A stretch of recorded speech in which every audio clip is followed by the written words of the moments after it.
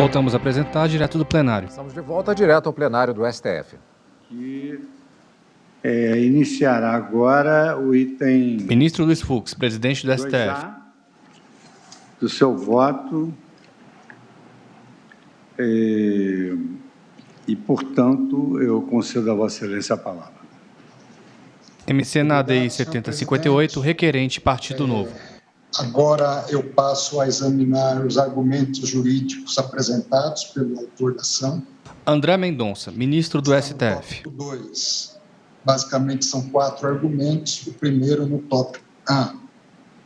Neste ponto, o requerente sustentou a existência de vício formal de inconstitucionalidade. Ministros julgam a ação contra artigo da LDO de 2022 sobre novas regras de cálculo do valor do Fundo Especial de Financiamento da Campanha. Da União, por quanto o dispositivo questionado resultou de emenda parlamentar que teria aumentado despesas públicas em matéria reservada ao presidente da República. Assim, ao rejeitar o veto presidencial, o Congresso Nacional teria incorrido em vício insuperável, em afronta ao artigo 61, parágrafo 1º, inciso 2, a linha B, da Constituição. O entendimento remansoso desse Supremo Tribunal Federal é no sentido de limitar o alcance do mencionado dispositivo, fazendo se estender apenas no que tange aos territórios. Isso porque, na atual ordem, esses são considerados autarquias federais e não mais entes pertencentes ao Pacto Federativo. Então, nos termos do artigo 84, inciso 2 da Constituição, na qualidade de pessoa competente para a direção superior da administração federal, ressoa lógico que o presidente da República disponha sobre assuntos orçamentários e tributários nessa limitada jurisdição territorial desprovida de autonomia constitucional, conforme se depreende do caput e parágrafo 2º do artigo 18 da Carta Magna. A esse respeito, cito como precedentes a ADI 2447, a ADI 2464 e, no tema 682 da repercussão geral, cujo paradigma é o agravo em recurso extraordinário com repercussão geral 743-480. Os 2 primeiros sob a relatoria dos ministros Joaquim Barbosa e Ellen Grace, e o último sob a relatoria do ministro Gilmar Mendes. Igualmente, ao contrário do que ocorria na Constituição Federal de 67, com a redação dada pela emenda de 69, odiernamente o parlamentar possui ampla liberdade para propor emendas ao projeto de lei de iniciativa da chefia do Executivo, ou, a bem da verdade, dos demais poderes e órgãos autônomos, desde que, em consonância à jurisprudência do Supremo Tribunal Federal, referido emendamento, 1, não provoque aumento de despesa, 2, mantenha a pertinência temática com o projeto de lei encaminhado, e 3, obedeça às balizas constitucionais relacionadas ao processo legislativo. Como exemplo, cito as emendas na ADI 6072, sob a relatoria do ministro Roberto Barroso, e a ADI 2040, sob a relatoria do ministro Marco Aurélio. Eu transcrevo as emendas correspondentes no meu voto em relação a esses 2 julgados. Por se tratar de processo legislativo especial, as leis orçamentárias guardam peculiaridades também em relação às emendas dos deputados e senadores. Assim, essa ação parlamentar encontra regulamentação no artigo 166, parágrafos 2º e 4º da Constituição, cujos enunciados dispõem. Parágrafo 2º. As emendas serão apresentadas na comissão mista, que sobre elas emitirá parecer e apreciadas na forma regimental pelo plenário das 2 casas do Congresso Nacional. Parágrafo 3º. As emendas ao projeto de lei de orçamento da União ou aos projetos que o modifiquem somente podem ser aprovados caso 1.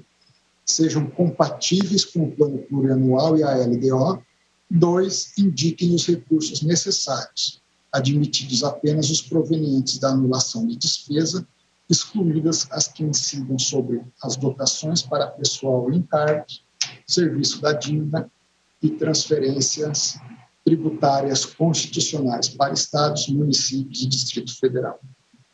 Ou ainda sejam relacionadas com a correção de erros ou omissões ou com os dispositivos do texto do projeto de lei. As emendas do projeto de lei, parágrafo 4º, de diretrizes orçamentárias não poderão ser aprovadas quando incompatíveis com o plano plurianual. Nos termos de dissertação de Eduardo Mendonça, sob a orientação do ministro Roberto Barroso, a evolução do tratamento constitucional relativo ao poder parlamentar de emendar o orçamento público e respectivos diálogos com a jurisprudência do Supremo Tribunal Federal são elucidativos. Abre aspas. As constituições brasileiras até 46 não continham norma específica sobre o tema. Diante disso, o Supremo adotava o entendimento de que tais emendas não seriam possíveis sob o fundamento de que o poder de emendar seria corolário do poder de iniciativa. Nesses termos, o legislador teria apenas a opção de aprovar ou rejeitar o projeto, nos exatos termos em que for encaminhado. Essa linha jurisprudencial que limitava o poder legislativo ao exercício de um mero juízo de confirmação foi expressamente superada a partir da Constituição de 67, vedando-se apenas que a emenda produzisse aumento de despesa prevista, naturalmente entendida como a despesa global envolvida no projeto de lei. No caso dos autos, em relação à emenda parlamentar debatida pelo requerente, observa-se que os recursos do fundo eleitoral derivam da reserva específica denominada pela LDO, por sua vez, topograficamente inserida em artigo relativo à reserva de contingência. De acordo com o glossário do Senado, esta categoria representa dotação global não especificamente destinada a determinado órgão, unidade orçamentária, programa ou categoria econômica, cujos recursos serão utilizados para abertura de créditos adicionais. Ou seja, de acordo com a própria informação do Senado Federal, o fundo eleitoral não se enquadra dentre as despesas que tenham uma dotação global específica, que seria, então, destinada a alguma política pública prevista no orçamento como um todo. Sigo daqui. A Lei de Responsabilidade Fiscal assim disciplina o Instituto, em seu artigo 5º, caput, inciso 3. O projeto de lei orçamentária... André Mendonça, ministro do STF. Com o plano plurianual, com a Lei de Diretrizes Orçamentárias e com as normas desta lei complementar, conterá reserva de contingência, cuja forma de utilização e montante, definido com base na receita corrente líquida, serão estabelecidos na Lei de Diretrizes Orçamentárias, destinada ao, a linha B, atendimento de passivos contingentes e outros riscos e eventos fiscais imprevistos. MCNADI 7058, requerente Partido Novo. No inciso 1 do artigo 17C da Lei das Eleições, na redação dada pela Lei 13877 de 19, os recursos públicos afetos ao fundo eleitoral emanam das emendas parlamentares de bancadas estaduais e distrital, ditas impositivas, justamente por haver vinculatividade ao gestor orçamentário em sua execução. Sabe-se que, com esse atributo, as emendas constitucionais 86, 100 e 105 almejaram qualificar a parcela do orçamento da União referente às emendas parlamentares individuais e de bancada, as quais são levadas a efeito na Comissão Mista do Orçamento do Congresso Nacional. Eis o teor de dispositivos que eu considero relevantes a respeito do assunto. Eu cito, em especial, o artigo 166, parágrafos 2º e 20 da nossa Constituição. Diz o parágrafo 2º aliás. A garantia de execução de que trata o parágrafo 11 deste artigo aplica-se também às programações incluídas por todas as emendas de iniciativa de bancada de parlamentares de Estado ou do Distrito Federal, no montante de até 1% da receita corrente líquida realizada no exercício anterior. E parágrafo 20. As programações de que trata o parágrafo 12 desse artigo, quando versarem sobre o início de investimentos com duração de mais de um exercício financeiro, ou cuja execução já tenha sido iniciada, deverão ser objeto de emenda pela mesma bancada estadual a cada exercício, até a conclusão da obra ou do empreendimento correspondente. Por força de expresso comando constitucional, já na fase da elaboração orçamentária, o Poder Executivo Federal já se encontra obrigado a destinar, em condições normais, 1% da receita corrente líquida de um exercício financeiro às emendas parlamentares de iniciativa de bancada. Ainda, em razão do novo regime fiscal da União, conforme artigo 3º da emenda constitucional número 100, a partir do terceiro exercício financeiro após a promulgação da reforma, o valor da execução corresponderá ao montante do ano anterior, corrigido pela taxa de inflação, segundo a variação do IPCA. Assim, segundo o meu entendimento, não existe vício formal de inconstitucionalidade apresentado pelo partido autor, tendo em conta que a emenda parlamentar em questão não afrontou a reserva de iniciativa legal do chefe do Poder Executivo da União. B. Passo agora ao segundo argumento. Na petição inicial, o requerente também alega que o objeto impugnado apresenta vício material de inconstitucionalidade, pois as emendas parlamentares à LDO não poderiam ser incompatíveis com o plano plurianual. Vale a pena, então, nós entendermos o que é ser compatível ou incompatível com o plano plurianual. Para tanto, é importante atentarmos para o artigo 3º do PPA de 2020 a 2023. Diz esse artigo 3º, são diretrizes, a expressão diretrizes do PPA 2020 a 23. E, a partir disso, há uma enumeração exaustiva de 20 incisos a respeito dessas diretrizes. Eu não vou ler todas, mas apenas pontuar algumas para que tenhamos a dimensão do grau de abertura dessas diretrizes. Inciso 1, o aprimoramento da governança, da modernização do Estado e da gestão pública federal. Inciso 2, a busca contínua pelo aprimoramento da qualidade do gasto público. Inciso 3, a articulação e a coordenação com os entes federativos, com vistas à redução das desigualdades regionais. Inciso 4, a eficiência da ação do setor público com a valorização da ciência e tecnologia. Inciso 5, a garantia do equilíbrio das contas públicas. Então, são incisos com espectros de diretrizes bastante abrangentes e abertos.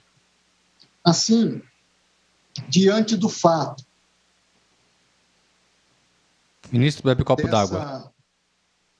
Característica, o financiamento público de campanhas eleitorais, de fato, não se encontra... André Mendonça, ministro do STF. ...do PPA da União para os exercícios de 2020 e 2023. No entanto, vale ressaltar que a grandeza dos gastos públicos no orçamento do ano... Ministros julgam ação contra artigo da LDO de 2022 sobre novas regras de cálculo do valor do Fundo Especial de Financiamento de Campanha. Incluídas as despesas financeiras, sendo 1,6 trilhão de reais somente o limite de gastos.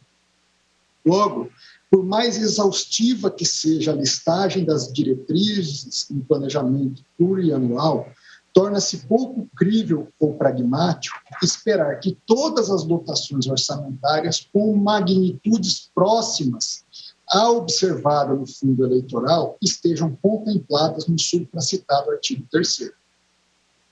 Assim, firmo convicção no sentido de que o fato de inexistir previsão no artigo 3º da Lei Federal 13.971 de 19, de ação governamental relacionada ao financiamento eleitoral, isso não torna inconstitucional o objeto impugnado por conta desse fundamento.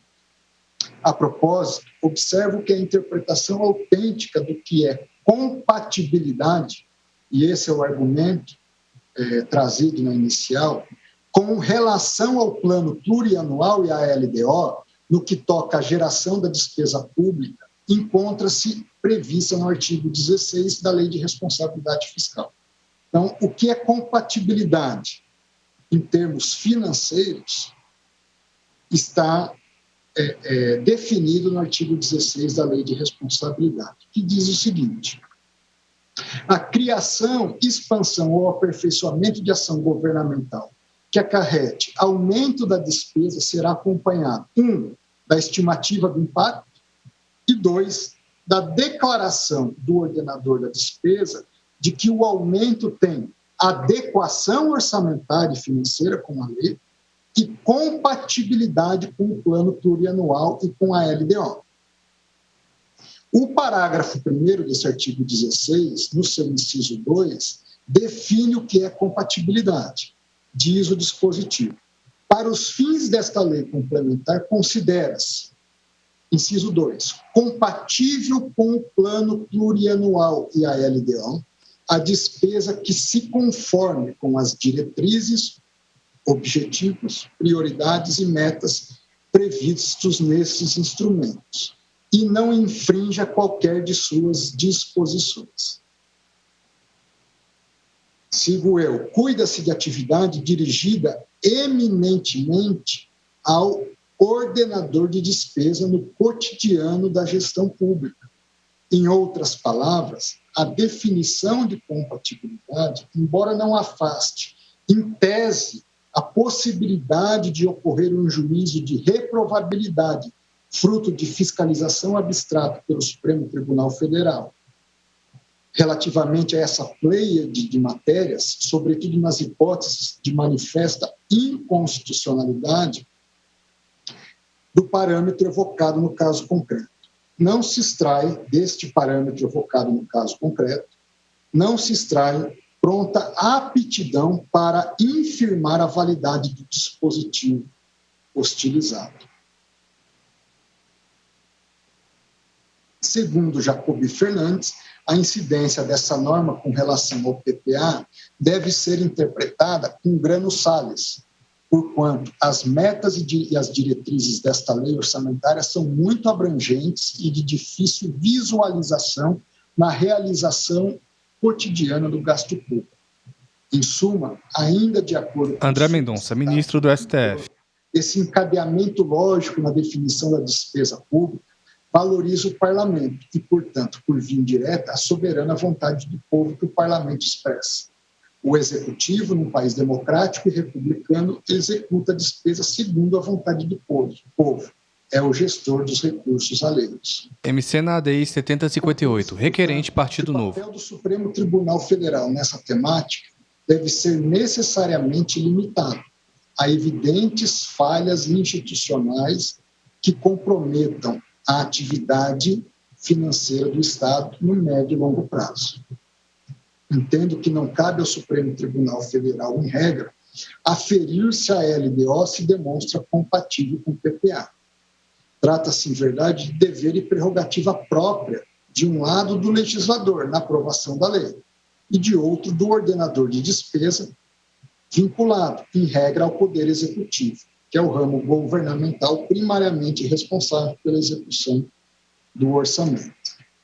A título de comparação, eu trago à luz entendimento do Tribunal Constitucional Alemão, eu trago aqui uma série de precedentes nesse sentido, que, em síntese, tratam da seguinte questão: do questionamento a respeito da constitucionalidade da legislação alemã que viabilizou a assistência financeira do país a formação do mecanismo europeu de estabilidade na zona do euro. De modo mais específico, o Tribunal Constitucional Alemão examinou se a legislação do país seria inconstitucional por possibilitar a tomada de riscos financeiros incalculáveis diante da insuficiência das previsões orçamentárias e da transferência de processos de tomada de decisões quanto ao orçamento para os níveis supranacionais.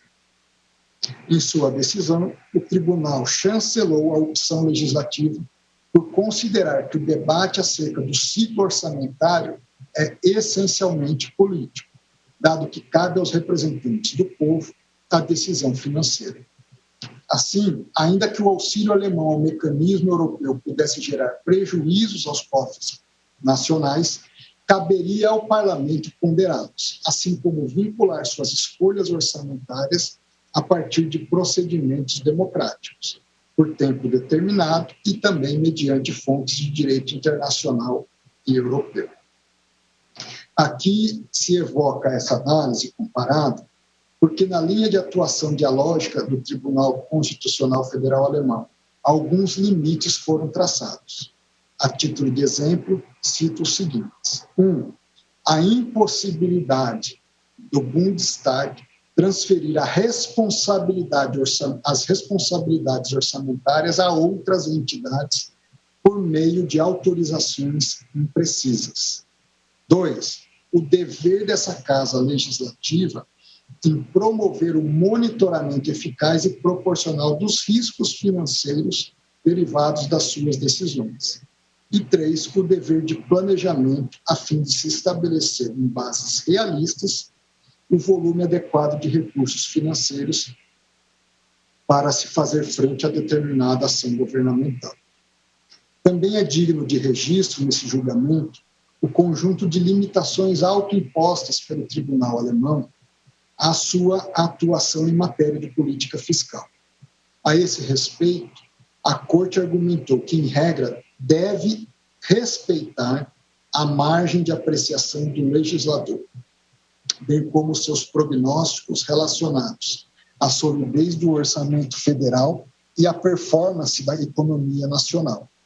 Com efeito, esse entendimento se estende à opção pela convergência de esforços supranacionais em prol de medidas econômicas de estabilização da União Monetária na zona do euro. Na esteira desse salutar diálogo entre cortes constitucionais, defendo que, mutatis mutandis, essas mesmas restrições devem guiar o Supremo Tribunal Federal no presente tópico. Em outras palavras, à luz do direito financeiro brasileiro, a efetividade empírica do princípio da unidade no orçamento público depende, prima facie, do próprio legislador. Nesse quadro, segundo o meu entendimento, ressalvada a hipótese de evidente dificuldade contramajoritária ou de infidelidade da política ordinária para com o projeto constituinte, não cabe a este juízo glosar escolhas parlamentares democraticamente válidas, a pretexto de compatibilizar distintos planos orçamentários. Nos dizeres constantes da tese da lavra de Luiz Gustavo Bambini de Assis, orientada pelo eminente ministro Ricardo Lewandowski, essa conformação normativa explica-se em função da necessidade de salvaguardar a coerência do ciclo orçamentário. A esse respeito, expressa o mencionado doutrinador. Há ainda, diz ele, a previsão do parágrafo 4º do artigo 166, que impede salutarmente a aprovação do projeto de LDO, cujas disposições sejam incompatíveis com o PPA. Neste ponto, a limitação imposta novamente se faz necessária para preservar a coerência do processo orçamentário. Ao considerar que o PPA fora devidamente aprovado pelo Congresso, faz sentido que a LDO seja emendada dentro de limites que respeitem essas diretrizes. Exatamente nessa direção, este plenário assentou similar entendimento na ADI 5468, de relatoria do ministro Luiz Fux. Diz parte da emenda, itens 11 e 12.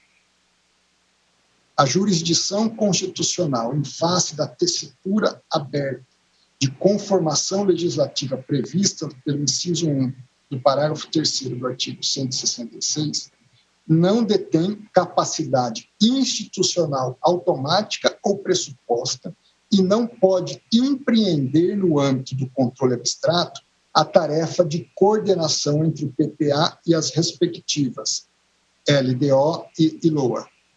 12. Consectariamente, diante da ausência de abusividade, deve-se declarar que a função de definir receitas e despesas do aparato estatal é uma das mais tradicionais e relevantes do poder legislativo, impondo-se ao judiciário, no caso, uma postura de deferência institucional em relação ao debate parlamentar.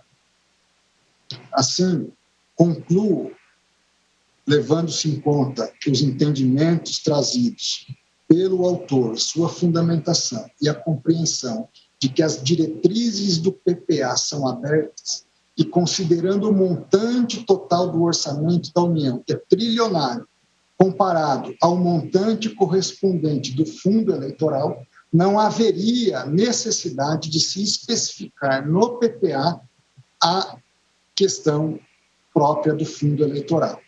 Lembrando também que o fundo eleitoral, aquele momento da aprovação do PPA, já estava vigorando no nosso país em eleições anteriores.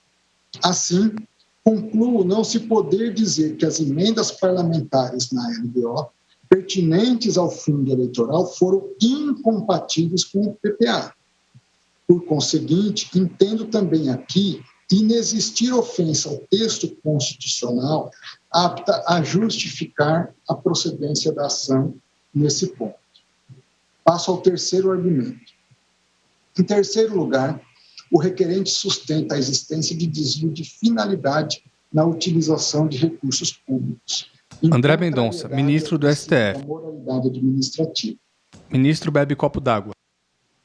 Alude ainda que o objeto questionado representa uma ofensa séria a uma Ministros julgam ação contra artigo da LDO de 2022 sobre novas regras de cálculo do valor do Fundo Especial de Financiamento de Campanha, MC na DI 7058, requerente Partido Novo. A atuação desta Corte exige, a meu juízo, duas diretrizes como pontos de partida. Primeiro, certa neutralidade política da jurisdição constitucional.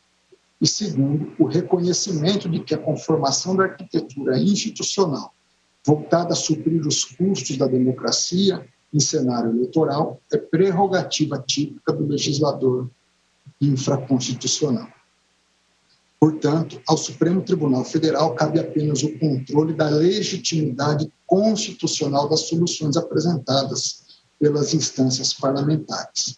Em outras palavras, deve-se partir do princípio da neutralidade política da jurisdição constitucional, na definição de opções pertinentes à atividade financeira do Estado brasileiro.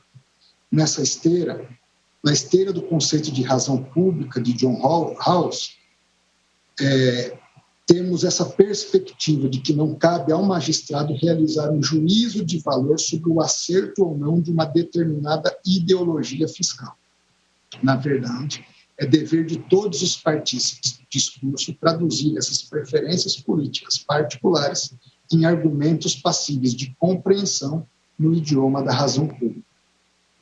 Mencionar a neutralidade importa ainda em função da segunda diretriz supracitada, isto é, a quem compete decidir o que é matéria financeira, a decidir o que, tanto em matéria financeira como matéria eleitoral. Afinal, discute-se basicamente a forma de acesso ao poder e a respectiva influência das normas de financiamento eleitoral nos ciclos orçamentários. A esse respeito, Fernando Facur Scaff assim denomina essa complexa e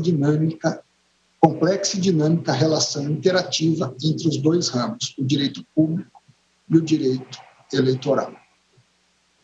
Diz ele, sendo o orçamento uma lei e das mais importantes, é necessário observar essa correlação entre o direito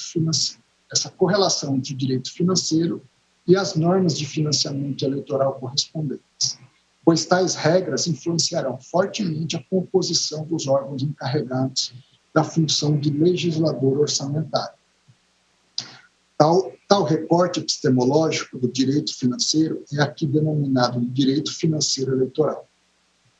As regras de financiamento eleitoral são determinantes na composição dos órgãos políticos encarregados de dispor sobre o orçamento. Sua importância diz respeito à composição do poder político, locus do legislador orçamentário, analisando se a forma de financiamento eleitoral no Brasil atende ao princípio republicano. Afinal, pode ocorrer que, sendo oligárquico o modo de financiamento eleitoral, o resultado das eleições gere legisladores comprometidos com o sistema oligárquico e não com o sistema republicano. Essa divisão funcional em sentido horizontal das competências financeiras, subjacentes à orçamentação, impacta diretamente as condições de exercício da jurisdição constitucional pertinente à fiscalização abstrata das leis, conforme bem exposto pelo saudoso ministro Teori Zavascki, na ADI 4650, cujo relator foi o nosso presidente, ministro Luiz Fux. Diz o ministro Teori, no caso.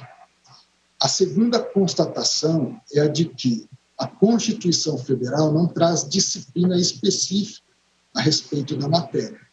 Essa constatação resulta claramente estampada na própria petição inicial, que, para sustentar a inconstitucionalidade dos preceitos normativos atacados, invocou ofensa aos princípios constitucionais de conteúdo marcadamente aberto e indeterminado, o princípio democrático, o republicano e o da igualdade. Prossegue.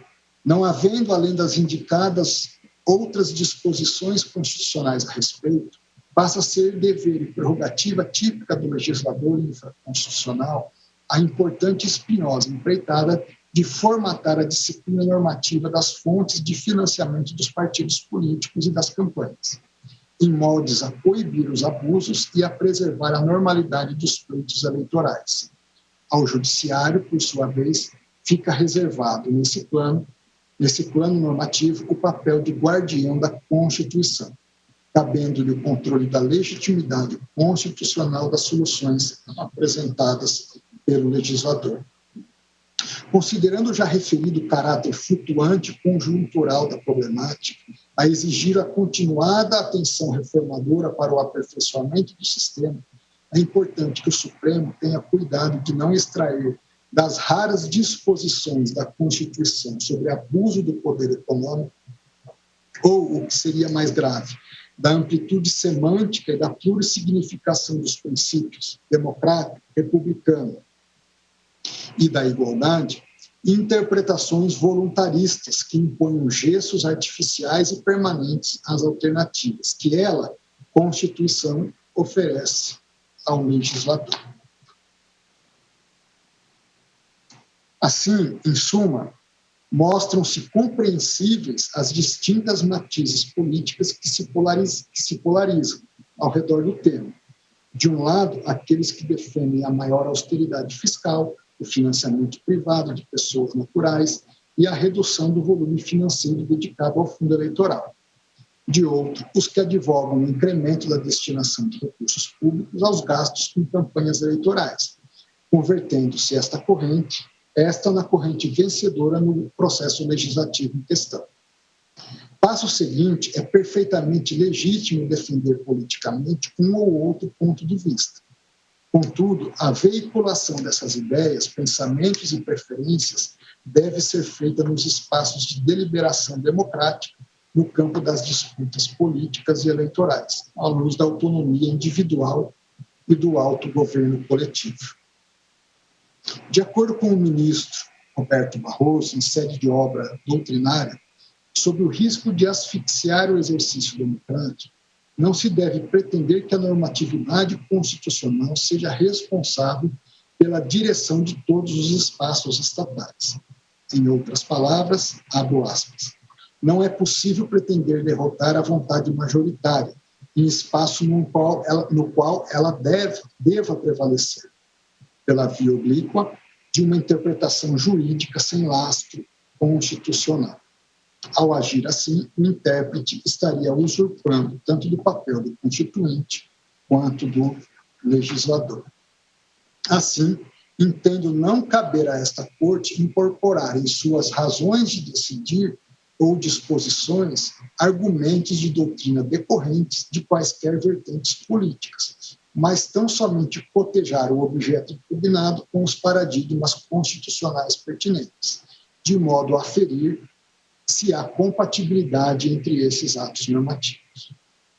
Particularizando essas ideias gerais, ao presente caso, eu digo, não me parece, na condição de ministro do Supremo Tribunal Federal, se possa avaliar a conveniência e oportunidade, ou até mesmo a suficiência ou não, de determinada dotação orçamentária na condução de uma campanha eleitoral em bases nacionais. Diante desse quadro, das alegações da agremiação política requerente, não constatam elementos suficientes para convencer-me na espécie de desvio de finalidade e de afronta à moralidade administrativa. Os argumentos da inicial, nesse ponto, foram desvio de finalidade e afronta à moralidade. Eu entendo que, no caso, eu não posso caracterizar nem desvio de finalidade, nem afronta à moralidade. Quanto ao desvio de finalidade, na já citada DI 5468, este Supremo Tribunal Federal enfrentou diretamente controvérsia referente ao desvio do poder legislativo fruto de emenda parlamentar efetuada em lei orçamentária. Na ocasião, a despeito de restar inconteste... Ministro bebe copo d'água. Motivação ideologicamente enviesada pelo relator-geral da Comissão Mista de Planos, Orçamentos Públicos e Fiscalização, CMO, contra a Justiça do Trabalho, prevaleceu corrente majoritária no sentido de afastar referido vício de inconstitucionalidade, como se extrai do voto condutor de Sua Excelência o Ministro Luiz Fux. Diz o voto de Sua Excelência. Ademais, diante da própria legitimidade da atuação institucional que a Constituição confere ao Legislativo, não é possível presumir que as razões prevalecentes para a redução orçamentária ora impugnada tenham sido exatamente a tal fundamentação do relatório. Por definição, a noção de desvio de finalidade tem como referência conceitual a ideia de deturpação do poder-dever, ou melhor, do dever-poder atribuído a determinado agente público, que, embora atue aparentemente... André Mendonça, ministro do STF. ...institucional, mobiliza sua atuação à finalidade não imposta ou não desejada pela ordem jurídica ou pelo interesse público. A mera possibilidade, diz ainda o ministro Fux, no seu voto em ocasião, a mera possibilidade de controle da atuação parlamentar em matéria orçamentária não pode ser pressuposta genericamente como ilegítima. Ministros julgam a ação contra artigo da LDO de 2022 sobre novas regras de cálculo do valor do Fundo Especial de Financiamento de Campanha, MC na ADI 7058, requerente Partido Novo. Do contexto socioeconômico do país, num dado momento histórico. Assim, eu prossigo, reputo que não há argumentos, no meu entender, ou indícios suficientes para que se conclua pelo desvio de finalidade na aprovação do dispositivo questionado na peça inaugural. No tocante à moralidade administrativa, importa revisar o julgamento feito na ABI 4889, sob a relatoria da ministra Carmen Lúcia, onde naquela sentada se discutiu a existência de vício formal de inconstitucionalidade na emenda constitucional número 41 de 2003, por quebra, vejam só, de decoro parlamentar pela malversação da prerrogativa do voto derivada de corrupção. Constam da manifestação da eminente ministra relatora as seguintes considerações. Admite-se o reconhecimento de inconstitucionalidade formal no processo constituinte reformador, quando eivada de vício a manifestação da vontade do parlamentar no curso do devido processo constituinte derivado, pela prática de ilícitos que infirmam a moralidade, a probidade administrativa e fragilizam a democracia representativa. Entretanto, também é certo que, de acordo com o princípio da presunção de inocência e da legitimidade dos atos legislativos, há de se comprovar que a norma tida por inconstitucional não teria sido aprovada se não houvesse o grave vício a corromper o regime democrático pela compra de votos. Sem a demonstração inequívoca de que, sem os votos viciados pela ilicitude, o resultado do processo constituinte reformador ou legislativo teria sido outro, com a não aprovação da proposta de emenda ou com a rejeição do projeto de lei, não há que se declarar a inconstitucionalidade da emenda ou da lei. Deve ser pontuado que, na análise da constitucionalidade de norma jurídica, há questões do contexto fático que não devem ser ignoradas para impedir o desvirtuamento do julgamento. Não há, pois, na espécie, inconstitucionalidade por vício de decoro parlamentar a ser declarado, por não estar evidenciado que a emenda constitucional número 41 foi aprovada apenas em razão do ilícito esquema de compra de votos de alguns parlamentares no curso do processo de reforma constitucional. Sigo eu. Sendo assim, a despeito de existirem à disposição do Supremo mecanismos de esclarecimento factual ou técnico, ou voltados a suprir a notória insuficiência de informações existentes nos autos, também não acolho este argumento do requerente pelas razões que sintetizo da seguinte forma. Primeiro, cuida-se no presente caso, no presente momento, de uma cognição sumária e preambular, e, em segundo lugar, das alegações presentes na inicial não se extrai suficiente concretude para identificar exatamente as razões públicas passíveis de acolhimento de um vício de afronta a desvio de finalidade e imoralidade administrativa. Em suma, concluo pela improcedência do reconhecimento da inconstitucionalidade construído a partir desses elementos, desvio de finalidade e ofensa à moralidade. A quarta indagação do requerente refere-se à suposta inovação na fórmula do cálculo do fundo eleitoral por via imprópria, no caso a LDO, em contrariedade à lei das eleições. Em outras palavras, o vício suscitado pode ser formulado nos seguintes questionamentos. 1. Houve inovação na forma de cálculo do fundo eleitoral para as eleições de 2022 por meio da LDO? E 2. Se sim, essa ocorreu de forma afrontosa às vedações da Constituição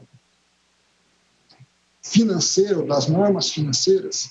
De plano, a resposta direta em sentido técnico-jurídico de ambas as indagações deve ser analisada, a meu sentir, sob os seguintes fundamentos. Primeiro, embora o acerto da constatação não resulte da extinção anômala desse feito, assiste razão a Consultoria Geral da União quando aponta que, em alguma medida, o partido busca cotejar duas legislações infraconstitucionais, expediente inviável no âmbito da ação direta. Então, na verdade, o requerente ele busca cotejar os dispositivos do artigo 12, questionado, com o artigo 16C da Lei das Eleições. Porém, o controle abstrato de constitucionalidade não é instrumento adequado para esse tipo de confrontação. Nesse norte, há uma jurisprudência pacífica do Supremo Tribunal Federal e que, por isso, eu cito como exemplo a ADI 5904, relatoria do ministro Dias Toffoli, a ADI 5903, do ministro Roberto Barroso, e a ADI 4735, sob a relatoria do ministro Alexandre de Moraes. Segundo a bem da verdade, o artigo 16C da Lei 9504 estabelece um patamar mínimo a ser garantido com o lastro do fundo eleitoral em ano eleitoral. Essa realidade se depreende da expressão em valor ao menos equivalente presente no caput do dispositivo. Logo, a mera opção legislativa no campo orçamentário por um valor superior ao mínimo permitido pela lei eleitoral não representa, por si, uma inovação imprópria. Portanto, também deixo de acolher este Ministro, bebe copo d'água. argumento.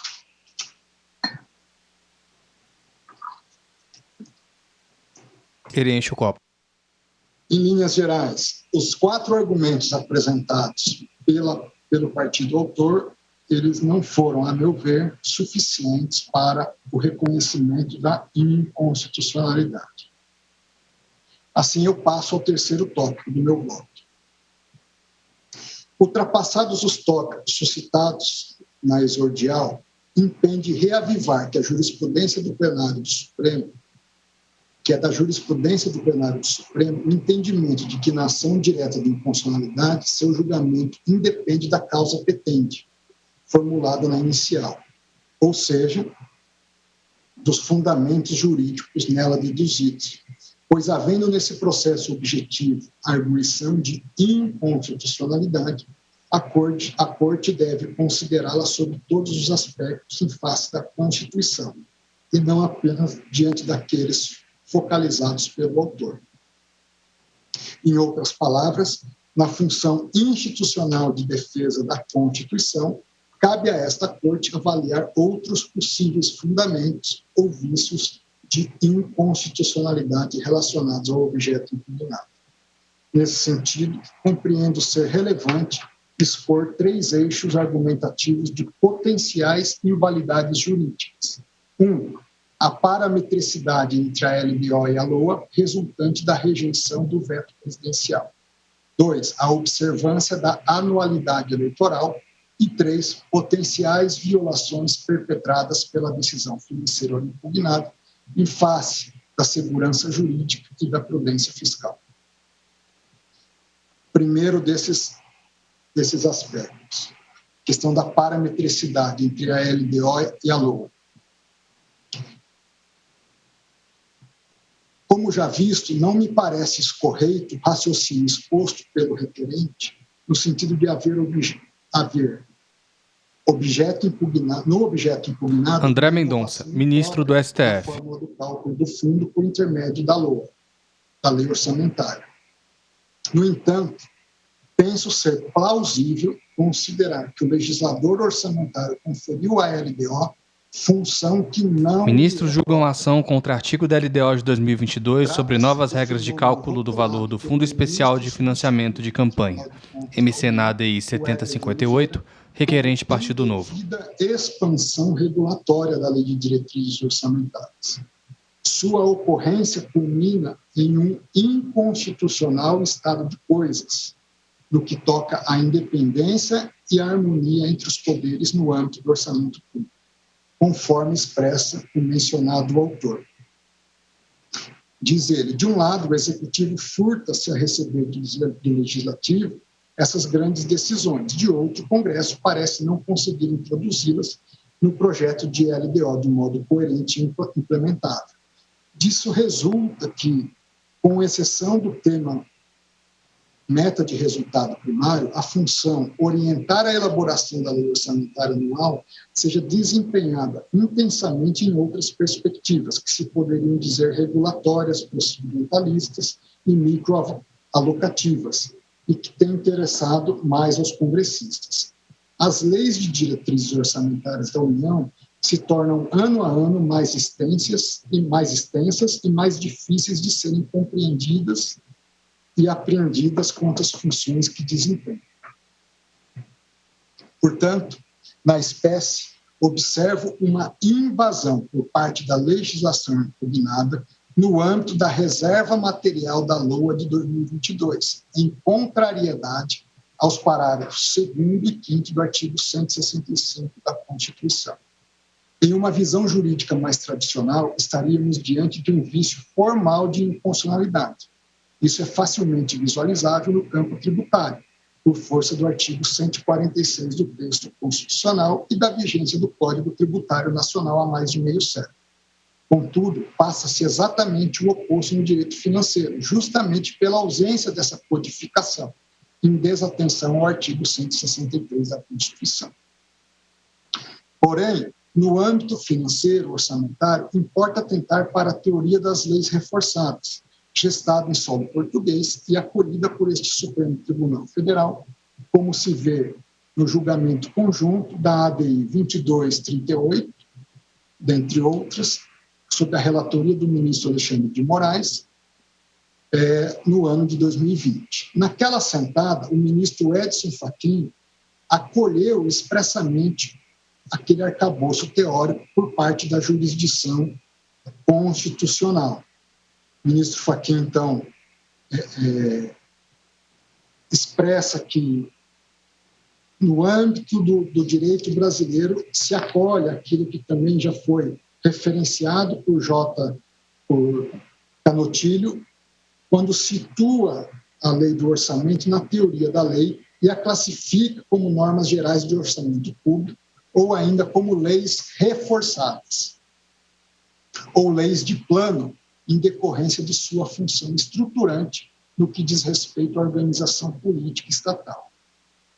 Com esteio nessa teoria, o ministro Éder Oliveira, ministro substituto do Tribunal de Contas da União, justifica peremptoriamente ser inviável considerar-se como função da LDO a antecipação, direta ou indireta, de decisão alocativa de recursos públicos a programações específicas, haja vista que se cuida de matéria reservada constitucionalmente à lei orçamentária anual. A esse respeito, eu menciono a doutrina do ministro Éder, onde ele diz que, seguindo a doutrina também de Blanco de Moraes, os dispositivos das leis de diretrizes orçamentárias que não digam respeito ao núcleo textual das funções expressas definidas na Constituição, assim como as que não tenham com elas uma conexão material objetiva, presentes a necessidade e a essencialidade, podem ser André Mendonça, ministro do STF. Ele cita dois grupos para que isso possa ser feito. Primeiro, matérias estranhas, não orçamentárias, assim qualificadas as disposições estranhas ao processo decisório orçamentário. Ministros julgam ação contra artigo da LDO de 2022 sobre novas regras de cálculo do valor do Fundo Especial de Financiamento de Campanha. MC na ADI 7058, requerente Partido Novo. Estranhas as funções da LDO, dentro do modelo definido na Constituição. Prossegue ele. As questões sobre a constitucionalidade de corpos estranhos nas leis orçamentárias revelam contornos mais complexos do que os observados em casos mais discutidos, como o de matéria estranha em lei complementar. Estendem-se também a corpos estranhos orçamentários aqueles que, embora pertinentes a temas de orçamento e mais amplamente a direito financeiro, são estranhos às funções próprias de uma lei específica orçamentária. Não pode a lei do plano plurianual dispor sobre o que seja função da LDO e vice-versa. E, do mesmo modo, esse princípio rege as relações entre a LDO e a LOA, e entre a LOA e a LDO e o plano plurianual.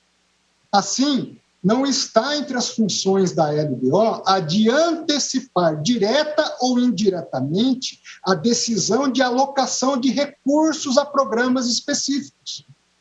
Matéria essa reservada à lei orçamentária anual. A título de orientar a elaboração da lei orçamentária, a LDO não pode ultrapassar os limites que a fazem entrar no campo reservado à lei orçamentária anual. A respeito da eficácia constitucional dessas leis reforçadas, na ADPF 662, Sua Excelência o ministro Gilmar Mendes explicitou a aplicabilidade do referendo instituto na realidade pátria. diz Sua Excelência. Nesse aspecto, as relações estabelecidas entre o texto constitucional e as legislações financeiras amoldam-se com precisão ao chamado fenômeno das leis reforçadas. E prossegue. Ainda em âmbito doutrinário, a propósito, a tese das leis reforçadas logrou o desenvolvimento já na obra de J.J. Gomes Canutilho, ao explorar justamente a função parametrizadora que as leis de direito financeiro exerciam sobre a legislação ordinária de orçamento. Como destacado pelo autor, a contrariedade da atuação do legislador ordinário na edição da lei orçamentária em relação às leis quadro que extraem a sua validade constitucional suscita a inconstitucionalidade indireta da norma. Indicativo da impropriedade instaurada entre as leis orçamentárias na espécie, tornou-se de conhecimento público o imbróglio constituído a partir da diferença. Ministro bebe copo d'água. Entre o valor destinado ao fundo eleitoral na LDO, onde se falava em 5,7 bi, e a dotação fixada na LOA, de 4,9 bi. Ambos aprovados pelo legislador orçamentário.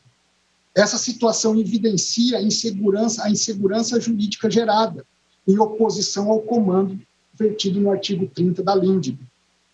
Ante essas razões, julgo plausível a existência de vício de inconstitucionalidade do artigo 12, inciso 27 da LDO de 22, sob fundamento de ofensa ao sistema orçamentário constitucional, em razão de sua invasão em matéria reservada à lei orçamentária anual. Trago um segundo argumento, item B, do exame referente à compatibilidade entre a Constituição Federal e o objeto impugnado. Nesse ponto, extraio também o fundado receio de haver inconstitucionalidade motivada pela ofensa ao princípio da anualidade eleitoral. A respeito desse princípio, eis o teor do artigo 16 da Constituição. Abre aspas. A lei que alterar o processo eleitoral entrará em vigor na data de sua publicação, não se aplicando à eleição que ocorra até um ano da data da sua vigência.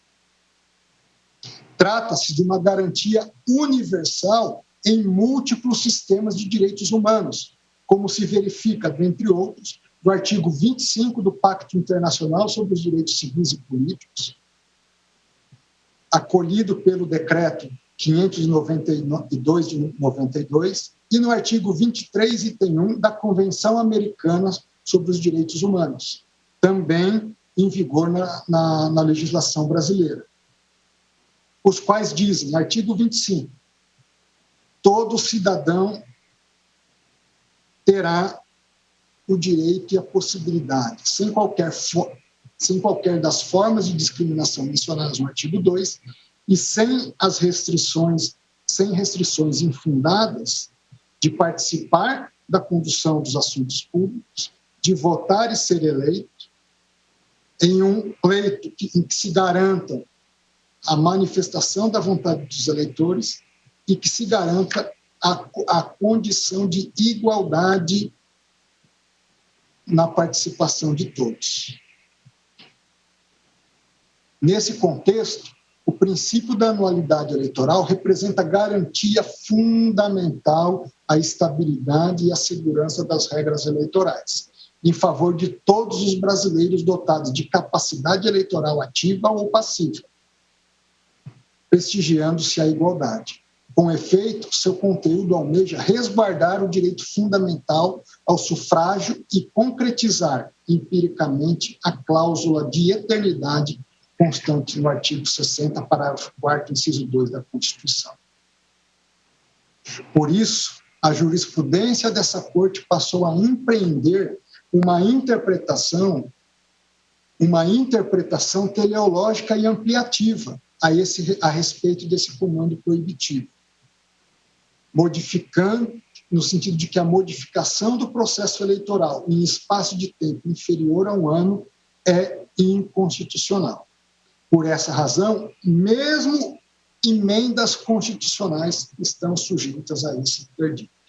Evidentemente, o mesmo se passa com as leis orçamentárias, a despeito da sua especial concretude no que toca à fixação de despesas públicas. A esse respeito, confiram-se as elucidativas emendas de julgamento oriundas do Supremo Tribunal Federal. Eu cito aqui a ADI 3345 e Ministro, folheie a página. a ADI 3685. A primeira sob a relatoria do ministro Celso de Mello e a segunda da ministra Ellen Grace. No caso dos autos, considerando o presente momento processual, é plausível que se reputa que o objeto impugnado incorre nas hipóteses delineadas pelo repertório da jurisprudência do Supremo.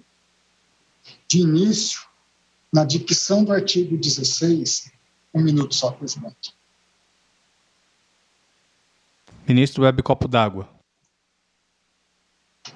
De início, a dicção do artigo 16, inciso 2, parte final da Lei das Eleições, parece intentar não incidir nesse vício, ao dispor que o percentual relativo às emendas de bancada será encaminhado no projeto de lei orçamentária anual. Dado que inexiste a lei complementar a que se refere o artigo 65, parágrafo 9º, incisos 1 e 2 da Constituição. O artigo 35, parágrafo 2º, inciso 3 do ADCT, preconiza que o projeto de lei orçamentária da União será encaminhado até 4 meses antes do encerramento do exercício financeiro e devolvido para sanção até o encerramento da sessão legislativa. Então, em tese, isso permitiria o conhecimento do montante a ser destinado ao fundo eleitoral em agosto do ano antecedente ao prévio eleitoral. Porém, na prática, referido desenho mostra-se inadequado, porque pressupõe conferir certeza a um projeto de lei, por definição, que não está em vigor, e uma postura de chancela passiva por parte do Poder Legislativo em relação ao valor sugerido ao Executivo, que também não aconteceu no presente caso. Em relação ao exercício financeiro de 2022 e às eleições gerais do mesmo ano, observou-se exatamente a concretização desse receio. Isso porque a LDO foi promulgada no dia 20 de agosto de 21 e a PELOA encaminhada por mensagem presencial no mesmo mês. Logo, tudo se passou dentro do marco prescrito pelo artigo 16 da Constituição. Contudo, os dispositivos vetados da LDO foram promulgados só no dia 20 de dezembro de 2021, um dia antes da sua aprovação pelo Congresso Nacional, da aprovação pelo Congresso Nacional da LOA para 2022, por sua vez sancionada só em 21 de janeiro do corrente ano. Constato, portanto, o suporte fático para assentar a incompatibilidade entre o objeto impugnado e o paradigma constitucional consubstanciado no princípio da anualidade eleitoral. É verdade que, na esteira de uma abordagem funcionalista, esta Corte tem prestado deferência a soluções pertinentes ao direito eleitoral, que não se amoldam substancialmente ao conceito de processo eleitoral, presente no artigo 16 da Constituição. Nesse sentido, eu cito o precedente contido na DPF 738, sob a relatoria do ministro Ricardo Lewandowski. Ali, o colegiado formulou algumas balizas importantes para a aplicação do princípio da anualidade. Diz o julgado: o entendimento do Supremo é no sentido de que só ocorre ofensa ao princípio da anterioridade nas hipóteses 1, de rompimento da igualdade de participação dos partidos políticos ou candidatos, que é o que está acontecendo no presente caso. 2, deformação que afete a normalidade das eleições. 3, introdução de elemento perturbador do pleito. E 4, mudança motivada por propósito casuístico. Portanto, no caso dos autos, tendo em consideração o presente momento processual e as informações aduzidas, a meu juízo, o objeto impugnado incorre nas hipóteses expressas no item 1 e 2 do julgado acima referido, a justificar o reconhecimento de sua inconstitucionalidade. A esse respeito, prima facie, André Mendonça, ministro do STF. Uma ordem de grandeza superior, até mesmo a 200% em relação às eleições, ou próximos a 200% das eleições de 2020... Ministros julgam ação contra artigo da LDO de 2022 sobre novas regras de cálculo do valor do Fundo Especial de Financiamento de Campanha, MC na ADI 7058, requerente Partido Novo. O processo eleitoral como um todo. Assim como não se encontra suficientemente justificada a sua motivação. No que toca à isonomia entre os postulantes a cargos eletivos, rememoro que, a despeito de não se infirmar a legitimidade constitucional da escolha realizada pelo Poder Constituinte derivado no âmbito da emenda 16 de 97, isto é, de permitir a reeleição dos chefes do Poder Executivo, sem a necessidade de se desincompatibilizar ou se afastar, o Supremo expressamente assentou os efeitos empíricos pró-incumbentes dessa opção normativa no sistema político nacional. A esse respeito, eis o teor de parte da ementa na ADI 1805, sob a relatoria da nossa eminente ministra Rosa Weber. Embora a reeleição tenha provocado uma queda vertical na taxa de renovação das chefias do governo, o decurso de mais de 20 anos da promulgação da emenda, bem como a decisão cautelar do Supremo que endossou a sua constitucionalidade, vindica uma interpretação consentânea com a realidade concreta. A ponderável vantagem do candidato já titular do cargo eletivo, ante a constante exposição na mídia e presença em eventos, não é capaz de tisnar de inconstitucionalidade o instituto da reeleição. Sem embargo, desta compreensão, importante pontuar que o debate acerca da legitimidade político-jurídica da reeleição, bem como da sua necessidade ou não de se desincompatibilizar, cabe ao Congresso Nacional.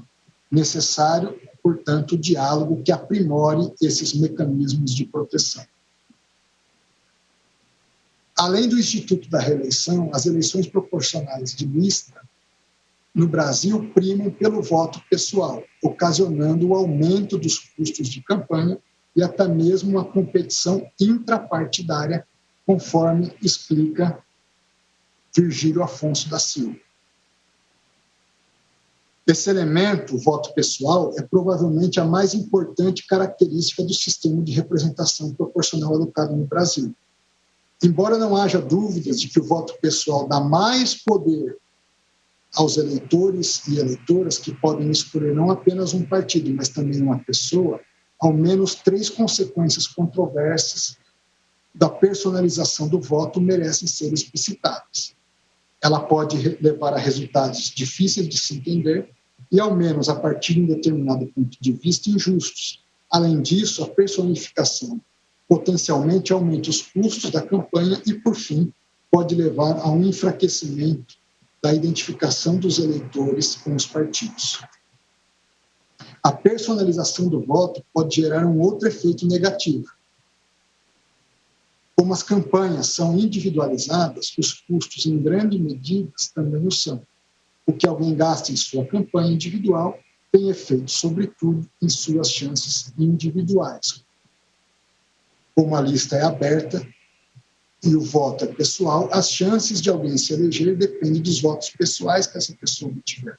Em consequência, candidatos de um partido não têm apenas que vencer os candidatos dos outros partidos, mas também candidatos do seu próprio partido. A regra geral até agora, quanto mais se gasta, maiores as chances de eleição. Assim, resta pacificado o entendimento de que o sucesso dos partidos nas eleições proporcionais é o principal critério de rateio do fundo político partidário, bem como não haver intrínseca racionalidade das estratégias partidárias na distribuição desses recursos.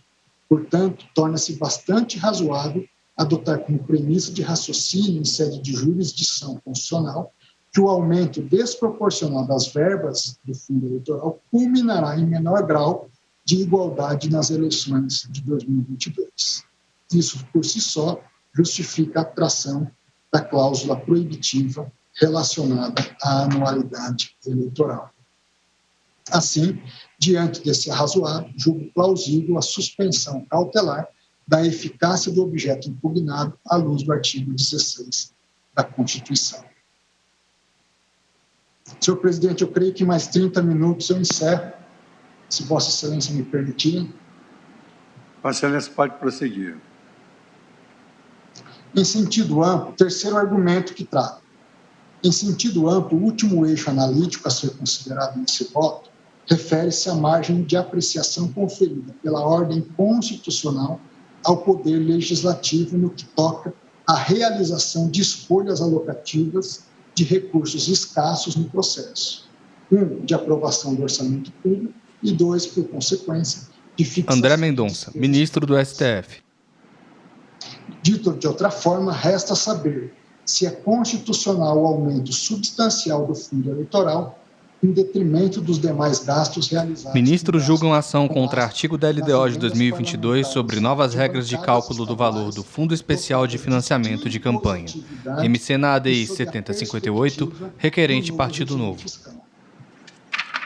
Importante a gente entender o seguinte: os recursos que foram canalizados para o fundo eleitoral à luz desse aumento significativo, eles foram tirados de investimentos concretos que já estavam planificados,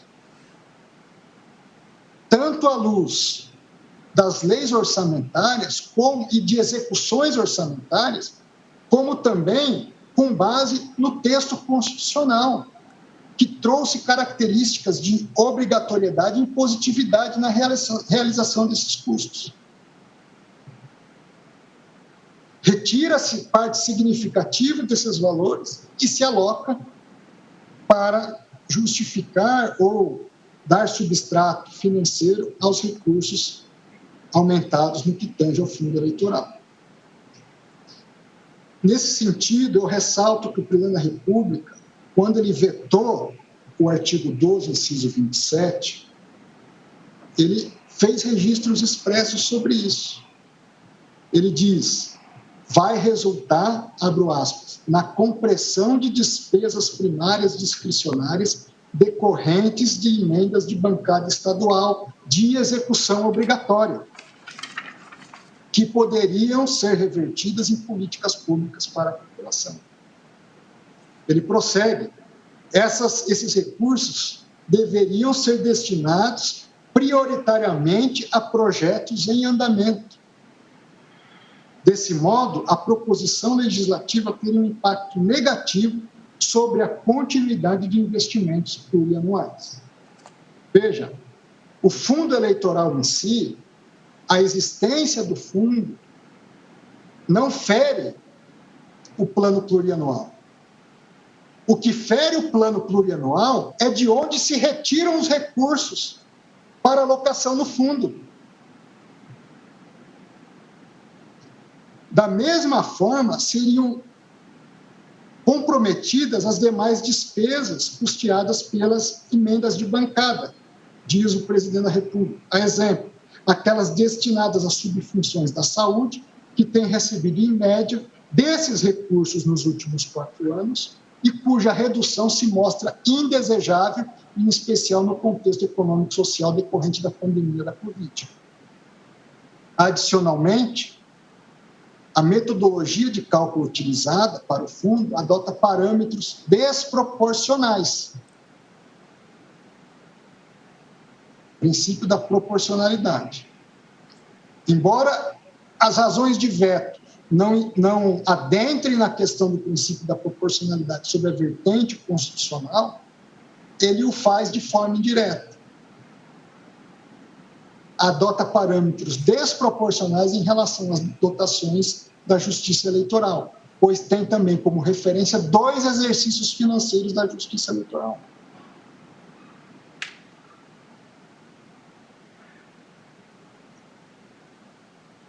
Assim, com as devidas vênias, compreendo que a André Mendonça, ministro do STF. Constitucional merece uma análise mais detida.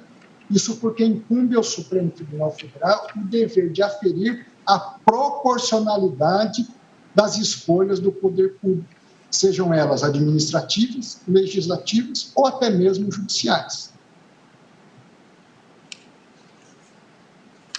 No direito comparado, especificamente em relação ao financiamento público de campanhas eleitorais, o estado da arte é nesse sentido. Eu cito aqui a decisão no âmbito francês, número 89271, do Conselho Constitucional francês, que assentou que a ordem fundamental daquele país não proíbe, como no Brasil, o auxílio estatal aos partidos políticos. Contudo, para que esse financiamento esteja em conformidade com os princípios da igualdade e da liberdade, torna-se indispensável que os recursos sejam distribuídos mediante critérios objetivos e impessoais. Ademais, esse mecanismo não pode resultar em uma dependência da agremiação política em relação ao ente estatal e vice-versa, nem comprometer a expressão democrática do pluralismo político. Por isso, limita-se a margem de apreciação do legislador a respeito da imprescindibilidade de que seus critérios de análise levem em consideração o pluralismo de correntes e de ideias distintas. Ministro, folheie a página. Eu cito um precedente da Suprema Corte dos Estados Unidos, no ano de 2006, no caso Handel versus Sorrell, onde a Suprema Corte norte-americana julgou que os limites da contribuição a candidatos estaduais preconizados na legislação eleitoral de Vermont violavam a primeira emenda, sobretudo as liberdades políticas de expressão e associação. Nas razões majoritárias, considerou-se que a restrição era tão severa que impedia a efetiva defesa da causa eleitoral e favorecia os candidatos que já detinham mandatos. Em suma, assim argumentou o Justice Stephen Breyer. Não podemos ignorar o fato de que uma legislação busque regular as contribuições de campanha pode ela mesma provar-se um obstáculo à justeza eleitoral que almeja promover. Então, não vemos outra alternativa a exercer uma prestação jurisdicional independente quando um diploma legal chegue a esses limites. Ademais, onde existia uma forte indicação em um caso particular, isto é, sinais de perigo, tais como se há esses riscos, as cortes, incluindo os órgãos de apelação, devem examinar os autos de forma independente e cuidadosa, com um olhar voltado a aferir se o legislador ou se a legislação é feita tailoring ou sob medida, ou ainda sob uma visão direcionada a examinar a proporcionalidade das restrições. Assim como eu tenho que analisar a proporcionalidade das restrições, eu tenho que analisar a proporcionalidade do grau de abertura que se dá a um pilar essencial que modifica todo o processo eleitoral, que é o grau de financiamento público das eleições. No caso dos autos, a partir da redação conferida, a nova redação do artigo 16, inciso 2, 16C, inciso 2 da Lei das Eleições, passou-se a prever que uma das fontes do fundo eleitoral consiste em um percentual do montante total de recursos de reserva específica das programações decorrentes das emendas de bancada estadual impositiva. Aquilo que era impositivo deixou de ser para fins de atender ao fundo eleitoral. Atrás do ministro Quadro Combate. No projeto de lei orçamentária anual. Na realidade orçamentária do Brasil, isso significou essa mudança a partir das eleições de 2018, de 2020, agora para 2022, que o valor fixado em 18 era de 1,7 bilhão, em 20, 2,1 bilhões, em 2022, a depender se aplica a LOA, LDO, ou como vão ficar as coisas, 5,7 bilhões ou 4,9 bilhões. André Mendonça, ministro do STF. Parlamentares de bancada estaduais de execução obrigatória se mantiveram estáveis, uma vez que a impositividade desses recursos corresponde... Ministros julgam ação contra artigo da LDO de 2022 sobre novas regras de cálculo do valor do Fundo Especial de Financiamento de Campanha, MC na ADI 7058, requerente Partido Novo. 2019, segundo a qual, a partir do terceiro ano posterior à promulgação da emenda e até o último ano de exercício de vigência do teto dos gastos, os valores deverão corresponder a um valor nominal corrigido simplesmente pela inflação IPCA. Portanto, conforme posto pelo presidente da República no momento do veto, a decisão política do Congresso Nacional por priorizar a substanciosa adição de verbas ao fundo significou a redução das despesas de capital, especialmente obras públicas de infraestrutura, de saúde e também de educação.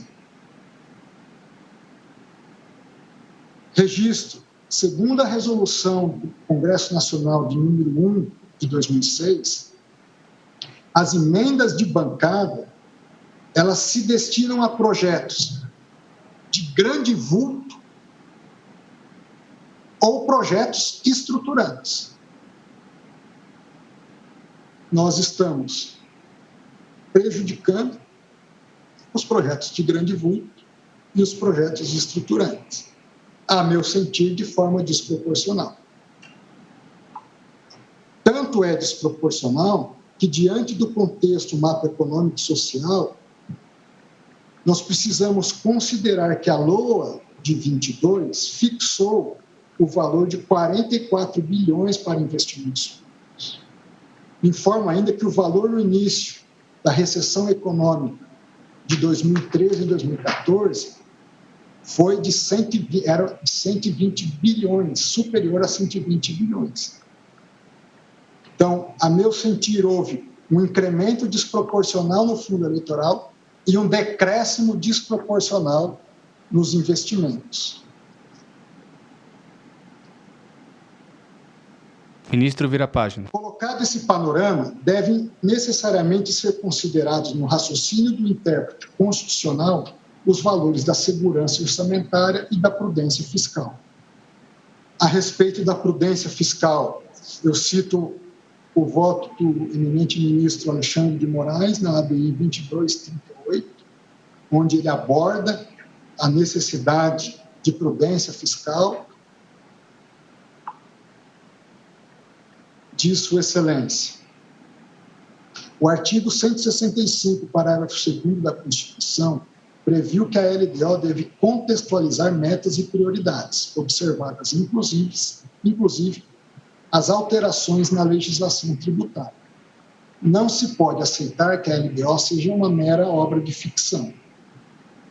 Então, cobra uma responsabilidade fiscal como um conceito indispensável, não apenas para legitimar a expansão de despesas rígidas e prolongadas sob um processo deliberativo mais transparente, probo e rigoroso, mas principalmente para garantir que os direitos assim constituídos venham a ser respeitados, sem solução de continuidade, de forma a atender às justas expectativas da segurança jurídica dos seus destinatários e evitar a nefasta corrosão da confiabilidade conferida aos gastos públicos.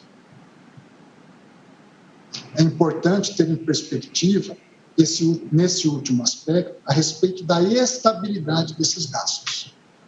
Portanto, digo eu, na esteira desses ideais regulatórios, verifico uma omissão constitucional de conotação parcial por parte do legislador orçamentário ao não prever mecanismos ou lastros financeiros suficientes para resguardar, simultaneamente, o imprescindível financiamento das campanhas eleitorais e o patamar de investimentos públicos em termos sustentáveis e produtivos. Direito do ministro, livros empilhados. Artigo 20, caput, parágrafo único, e os artigos 21 e 22, caput, parágrafo 1º da LINDB, conjuntamente aos limites impostos ao controle jurisdicional de prognoses legislativa, esta constatação não seria ainda suficiente para afirmar a inconstitucionalidade. Eu avanço, então, em algumas questões. Os livros estão empilhados em cima de uma mesa.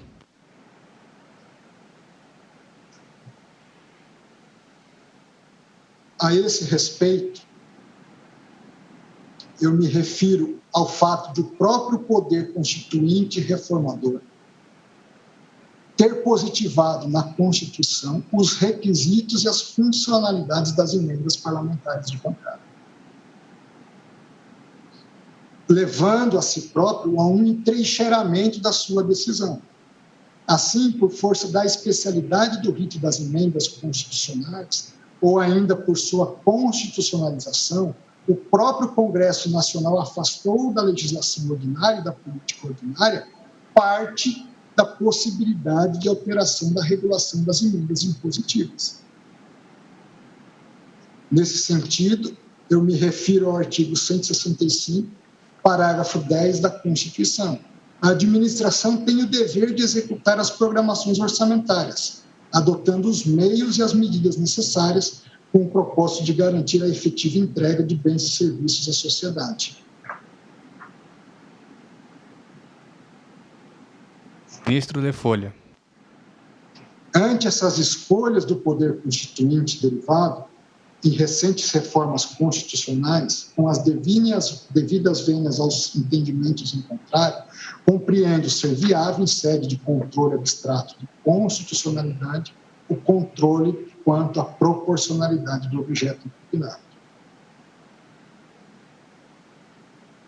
Com base em jurisprudência do Tribunal Constitucional Alemão, o ex-juiz daquela corte, Paul Kirchhoff, assim fundamentou também o dever de coerência que deve haver no âmbito da atuação do Poder Legislativo e que, portanto, pode ser objeto de controle de constitucionalidade.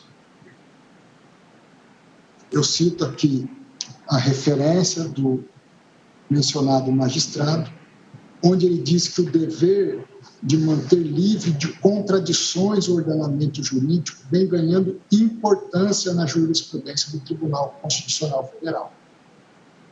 Tal desenvolvimento tem como fundamento as contradições, as fraquezas sistemáticas e a suscetibilidade a compromissos e intervenções pontuais de grupos de pressão no direito tributário vigente. Assim, o dever de coerência, particularmente em relação ao direito tributário, deve ganhar uma pretensão de conformação, já que cada vez menos se encontra a justiça tributária na realidade, necessitando, portanto, de um desenvolvimento legislativo adequado. E, digo eu, proporcional. Ministro, folheie a página. Considerações e fazendo uma análise à luz do princípio da proporcionalidade e de todos os subprincípios a ele inerentes, eu entendo que o subprincípio 1, a licitude do propósito, perseguido é preenchida, a licitude do meio utilizado, a adequação do meio utilizado, porém, os subprincípios de necessidade e proporcionalidade em sentido estrito não estão presentes. E eu, então, passo a justificar brevemente esses dois subprincípios. Em relação à necessidade, duas considerações permitem infirmar o juízo de necessidade realizado pelo legislador orçamentário na presente hipótese. André Mendonça, ministro do STF. Pelo menos em apreciação preliminar, as autoridades públicas envolvidas não aportaram no curso de tramitação... Ministros julgam ação contra artigo da LDO de 2022 sobre novas regras de cálculo do valor do Fundo Especial de Financiamento de Campanha. MC na ADI 7058, requerente Partido Novo. Veja, nós estamos falando num aumento que pode chegar a mais de 235% em relação a 2018.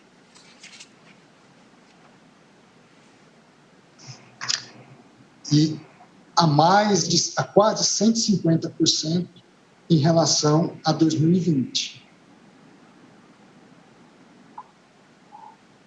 Bom, mas vamos imaginar que se justificasse, que houvesse essa necessidade.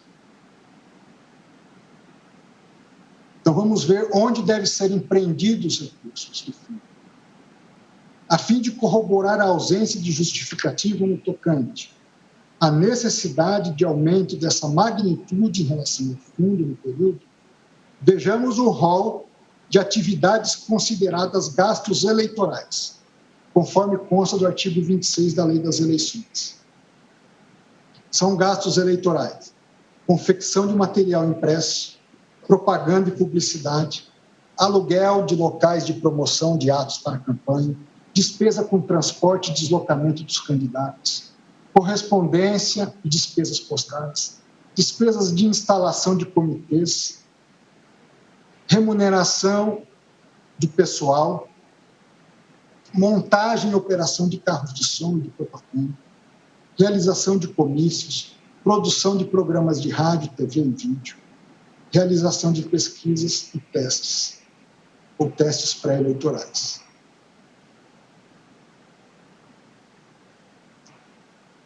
A pergunta que fica: houve aumento de 200% no período? Portanto, percebe-se, prima facie, que em relação a esses itens, o possível aumento desses itens não corresponde a até 235% em relação a 2018. Ao contrário, em relação a 2018, nós temos, pela inflação IPCA, de janeiro de 18 a janeiro de 22, um aumento de 25%. O fundo eleitoral, em relação, comparando a inflação de 18 a 22 e comparando o valor de 18 com o da LDO, o fundo eleitoral, em relação à inflação, subiu mais de 10 vezes em relação à inflação.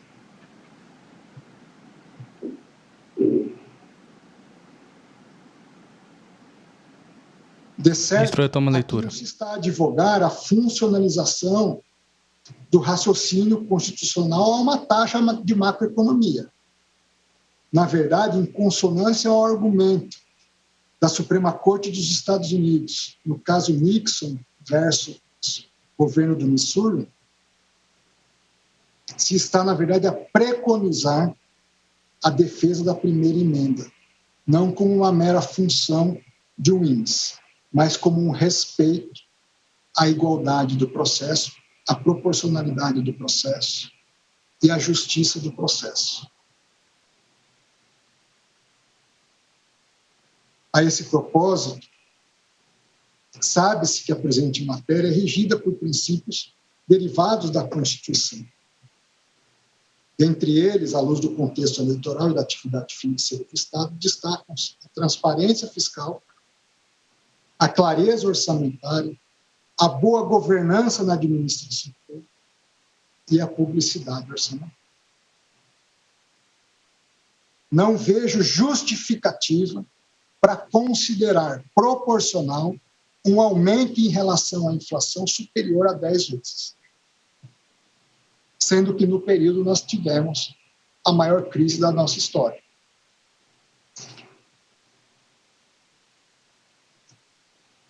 Ministro, retoma a leitura.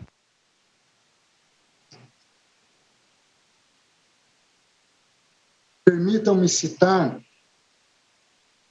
justamente em função da necessidade de se conferir a transparência ao processo de tomada de decisão, principalmente sob a perspectiva de um cenário tão desafiador como o vivenciado na pandemia do Covid-19, que nessa esteira de reformas do sistema eleitoral, o Institute for Democracy and Electoral Assistance, IDEA, aportou as seguintes recomendações. Se os estados decidirem incrementar o financiamento público aos partidos políticos para apoiar suas operações durante a pandemia, critérios realistas e justos de elegibilidade e distribuição devem ser introduzidos. Prossegue. De modo a evitar o excessivo dispêndio com o financiamento público. Limites de gastos devem ser instruídos. Do mesmo modo, eu faço referência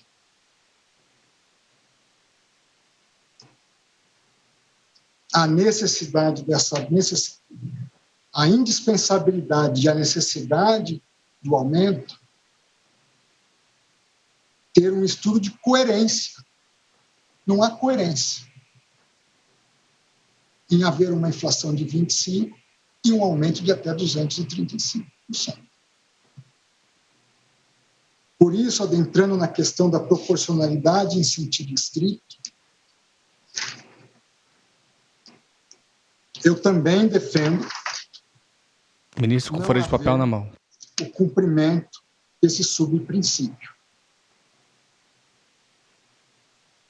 Isso porque, em sua ponderação de princípios constitucionais, o Poder Legislativo, penso eu, aportou uma ingerência excessiva e ilegítima no núcleo de intangibilidade do direito fundamental ao desenvolvimento do país.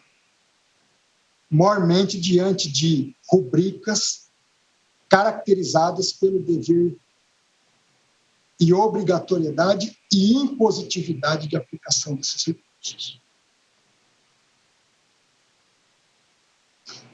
Apesar de eu reconhecer ser compreensível o afã da instância parlamentar em privilegiar o adequado financiamento das campanhas eleitorais, o próprio poder constituinte reformador limitou essa liberdade.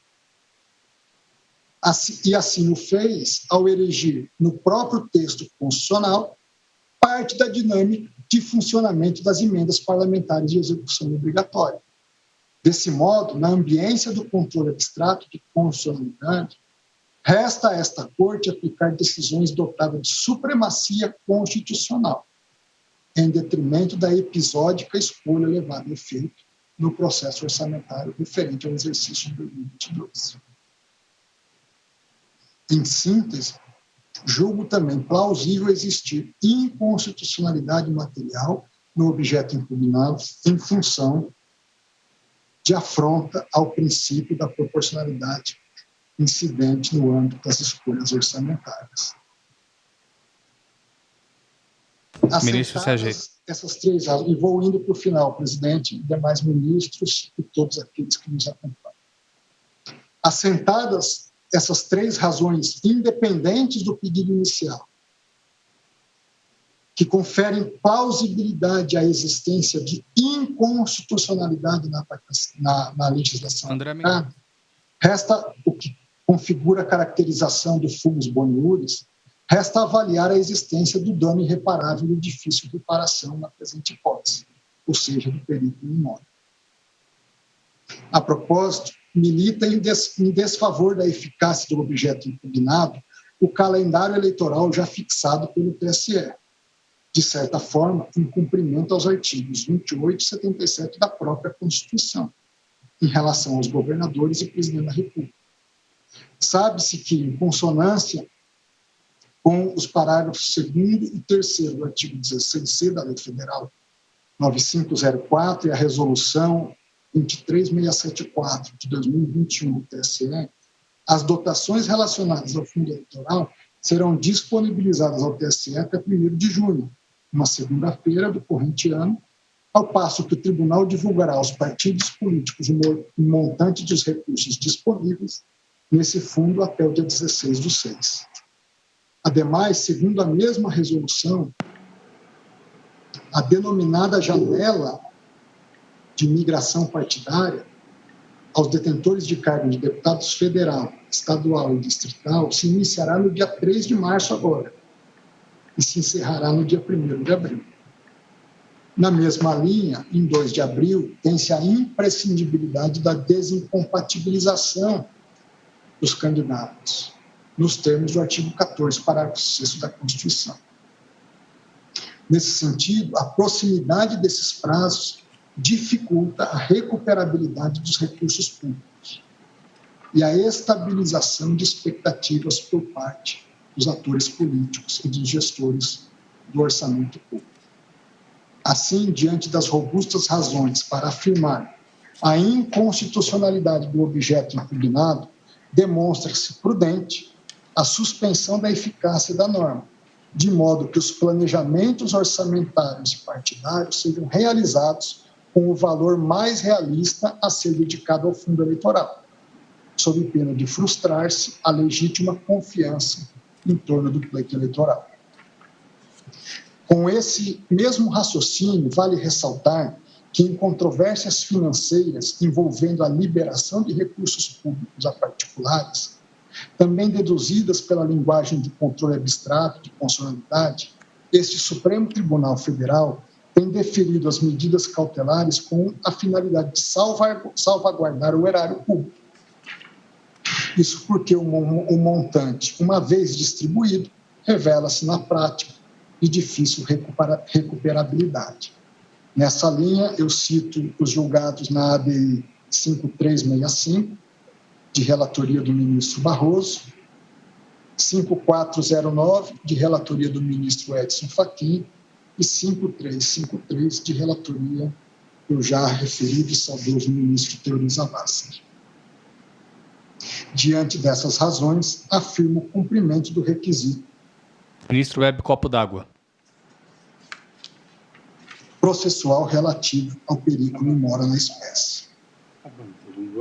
Item seguinte. Restando cristalina a conclusão deste voto, resta,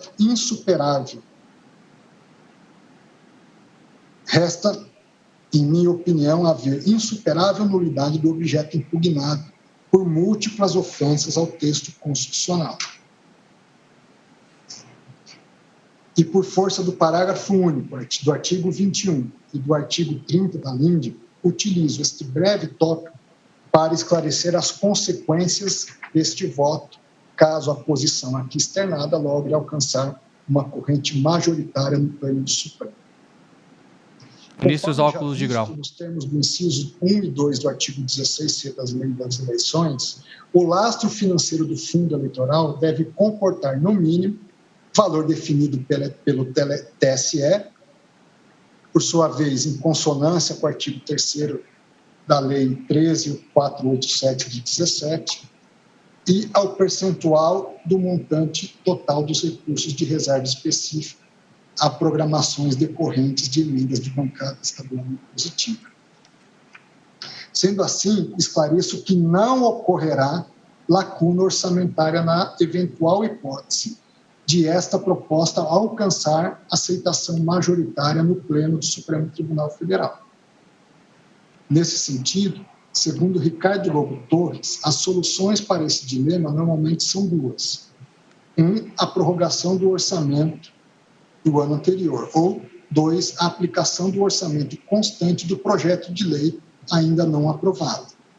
A primeira solução teria sido adotada no artigo 50, parágrafo 5º da Constituição de 34, assim como no artigo 74 da Constituição de 46. Enquanto a segunda no artigo 72D da Constituição de 37 e no artigo 66 da de 67/69.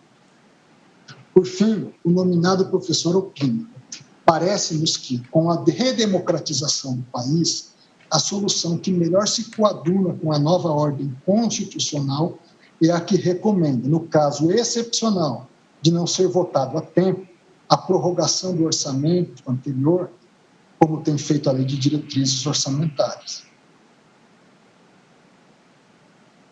No caso dos autos, eventualmente suspendida a eficácia do objeto impugnado, passando-se o mesmo por arrastamento em relação ao correlato dispositivo da Lei Orçamentária Anual da União para o exercício de 2022, restaura-se, em excepcional hipótese de ultraatividade, a previsão da dotação orçamentária para as eleições de 2020. É conveniente ainda lembrar que o referido montante traduz o exato valor encaminhado no próprio projeto de lei orçamentária anual pelo Poder Executivo. Do mesmo modo, aplica-se aos recursos que potencialmente ficarem sem despesas correspondentes o comando constitucional previsto no parágrafo 8º do artigo 166 da Constituição. De toda forma, em consonância à longeva jurisprudência do Supremo, entende-se que a correção monetária passou a ser um imperativo ético e jurídico que o legislador e a jurisprudência e a doutrina cumprem a passos largos. Soma-se a essa orientação jurisprudencial a interpretação sistemática derivada da Constituição, porquanto, a partir do advento da emenda 95 de 2016, passou-se a compreender como âncora da política fiscal nacional a variação do IPCA publicado pelo IBGE. Assim, a expansão das despesas públicas primárias encontram-se cingidas ao fenômeno inflacionário, inclusive em passivos estatais a priori incontroláveis pelo gestor orçamentário, como, por exemplo, os precatórios.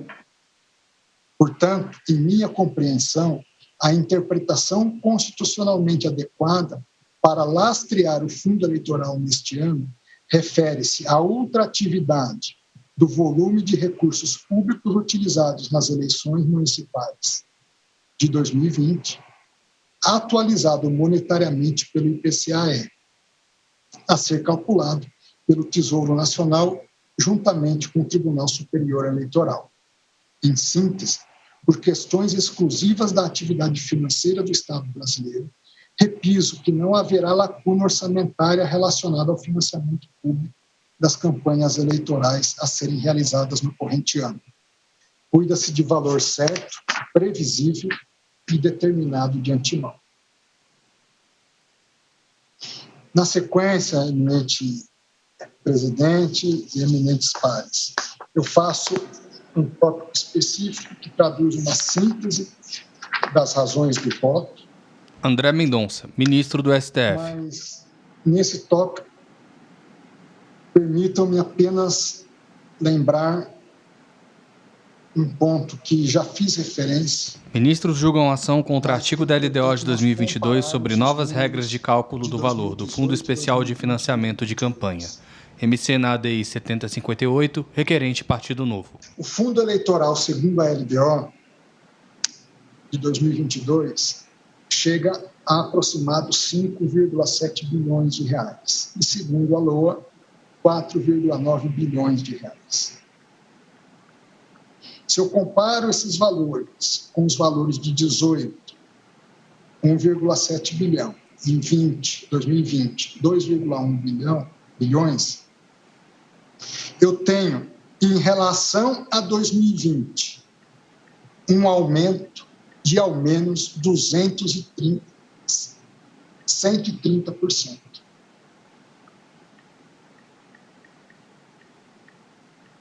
Se eu comparo a LDO de 2022 com o fundo eleitoral de 2018, eu tenho um aumento superior a 235%. Cerca de 10 vezes maior que a inflação no período. nós temos assistido há 2 anos às dificuldades na gestão dos recursos públicos em função de uma crise humanitária e de saúde. Os custos que o país vem enfrentando para fazer frente à redução dos prejuízos causados por essa crise. Prejuízos humanos, prejuízos de vida e também prejuízos econômicos. Por isso, eu não tenho dúvida em afirmar que um princípio universalmente consagrado, que é o princípio da proporcionalidade, foi afrontado pelo aumento ocorrido em relação ao fundo eleitoral. Não se trata, e é importante se dizer, de ir contra a política. Ao contrário. Uma democracia consolidada, ela deve ter nos agentes públicos e também nos ministros da Suprema Corte uma ação que preserve a importância da política, dos partidos políticos e do Congresso Nacional. Nós só construímos uma democracia porque cidadãos se dispuseram a ingressar na vida pública e participar da política nacional. Uma democracia depende da existência dos partidos e de partidos fortes e consolidados. E depende de bons políticos. E nós temos ótimos políticos. O que não se justifica e o que não se pode desrespeitar é a própria Constituição e um princípio universalmente aceito como o princípio da proporcionalidade. Então, todos nós devemos respeitar a política. Assim como todos nós, inclusive a política, deve respeitar a Constituição. E o meu voto, a meu juízo, representa e preserva a essência da Constituição e da justiça do processo eleitoral.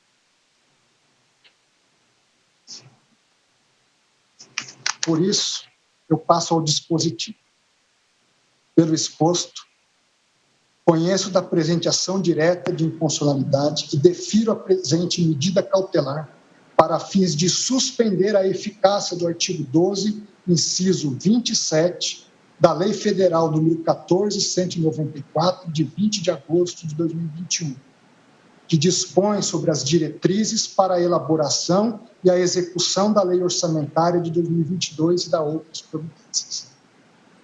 À luz da utilidade desta prestação jurisdicional e da conexão entre as leis orçamentárias em questão, por arrastamento, determino ainda que seja conferida interpretação conforme ao artigo 9º, incisos 2, 8, 10 e 11 da Lei 14.303, de 21 de janeiro de 2022, que estima a receita e fixa a despesa da União para o exercício financeiro de 2022, em consonância aos termos do presente voto, com destaque para a ação orçamentária 71.906, que corresponde ao Fundo Especial de Financiamento de Campanhas, /0 EB8, financiamento de campanha eleitoral, inclusive no que toca aos volumes do mesmo diploma legal. Dito de forma direta, deve-se considerar como lastro do fundo eleitoral, no presente exercício financeiro, o mesmo valor praticado nas eleições de 2020, após a devida correção monetária pelo IPCAE, a contar do primeiro dia útil do mês de junho de 2020. É como voto, senhor presidente e senhores ministros. Muito obrigado pela atenção e pela paciência de todos na leitura e exposição do arrazoado do meu voto. Muito obrigado, ministro André Mendonça, pelo profundo voto, ora proferido, que foi acompanhado detidamente por todos os nossos integrantes. Amanhã, então, nós prosseguiremos com a votação sobre o tema judicando, que Vossa Excelência agora trouxe através de um alentado voto, iniciando pela votação o ministro Nunes Marques, seguindo a ordem de antiguidade crescente, conforme é de nossa praxe. Então, eu agradeço a colaboração de todos, a colaboração dos advogados, dos servidores, de Vossas Excelências, e continuaremos o julgamento amanhã e, consequentemente, eu declaro encerrada essa sessão. Final da sessão.